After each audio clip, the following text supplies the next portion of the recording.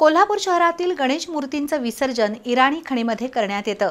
पंचगंगा नदी आणि तलावाचं प्रदूषण रोखण्यासाठी इराणी खणीचा पर्याय स्वीकारला जातोय।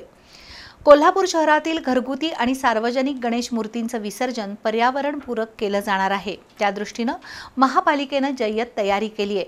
याबाबतची माहिती प्रशासक के मंजुलक्ष्मी यांनी दिली। इराणी खण परिसराच्या पाहणीवेळी त्या बोलत होत्या।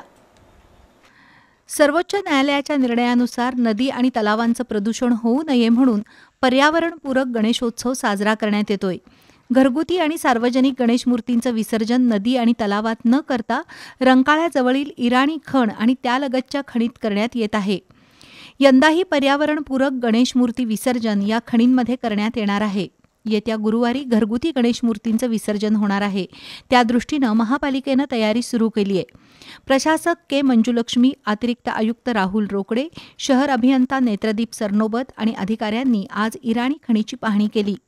वाहनं येण्या जाण्याच्या मार्गावरील खड्डे बुजवण्यात येत आहेत। कन्व्हेअर बेल्टच्या सहाय्यानं गणेश मूर्ती विसर्जित केल्या जाणार आहेत।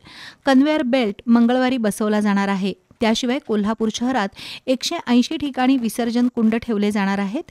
विसर्जित केलेल्या गणेश मूर्ती हलवण्यासाठी 475 टेम्पो, 500 हमाल आणि महापालिकेचे 700 कर्मचारी 3 शिफ्टमध्ये कार्यरत राहणार आहेत। नागरिकांनी पर्यावरणपूरक गणेश विसर्जनाला सहकार्य करावं असं आवाहन प्रशासक के मंजुलक्ष्मी यांनी केलं आहे।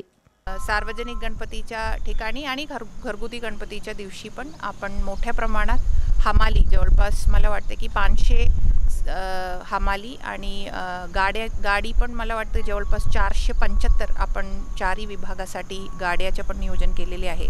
कोल्हापूर महानगरपालिकेच्या पण ऑलमोस्ट 700 कर्मचाऱ्यांना आपण वेगवेगळे शिफ्ट्समध्ये 12 तारखेला आणि 17 तारखेसाठी पण आपण नियोजन ठेवलेले आहे।